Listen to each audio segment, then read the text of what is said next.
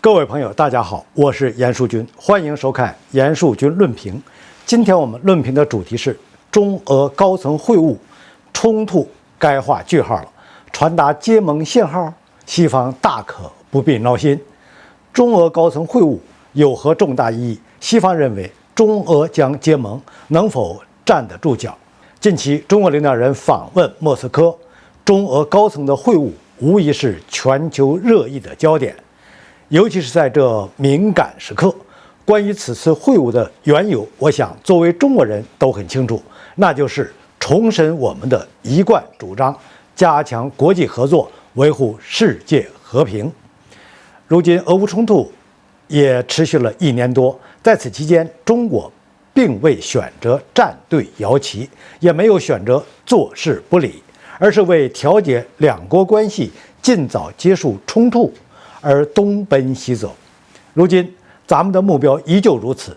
目前整个俄乌战场呈现出整体稳、局部激战的态势。巴赫穆特依旧是俄乌争夺的焦点，并且这里的战场如磨盘一般，持续消耗着俄乌双方的生力军。但我们也知道，一个巴赫穆特其实是决定不了俄乌最终结局的。只要俄罗斯与乌克兰以及背后的拱火者还想要战火持续的话，随时可以再创造第二个、第三个巴赫穆特出来。这位拱火者要做的，无非就是把武器源源不断地运到俄乌战场上。但是站在更多第三方的视角，现在俄乌冲突也该画上句号了。由俄乌冲突所引发的粮食危机与能源危机，正在冲击着发展中国家的根基。斯里兰卡已经破产，巴基斯坦正在步入后尘，中国也需要一个更加安稳的全球环境来推动“一带一路”战略。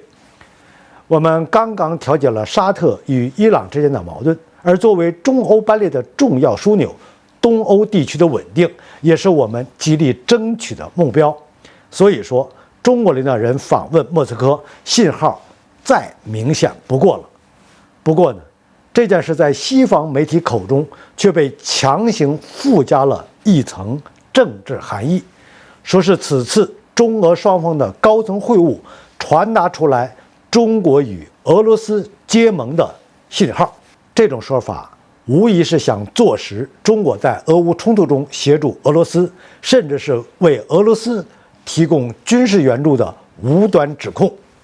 都到这个时候了，西方依旧不忘拱火，而关于中俄结盟也是老生常谈的话题了。我们知道，中国的外交政策是不走大国结盟路线的，而且抛开这一点，单以国家利益来讨论，前面我们提到了，中国需要的是和平发展。那么，作为一个世界人口大国和经济体量庞大的国家，中国想要发展谈何容易？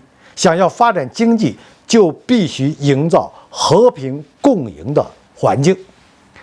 而与俄罗斯结盟，无疑意味着俄乌冲突将继续持续下去，甚至有扩大并殃及中国自身的风险。中国不会置国家利益而不顾，让自己置身于危险当中，这是显而易见的道理。而且咱们的不结盟政策与加强对外合作完全不冲突。当下世界形势下，结盟更多的是对军事利益做出的回应。中国是本着和平发展的环境与世界各国的接触的，军事结盟式的外交同样也不符合中国的利益。毫无疑问，在调解俄乌冲突的这件事上，中国必然会发挥重要的作用。至于西方，大可不必挠心。中国并没有搅局的打算，反倒是某些背后不断煽风点火的国家需要收敛一下了。好，本期的话题就论评到这里，我们下期见。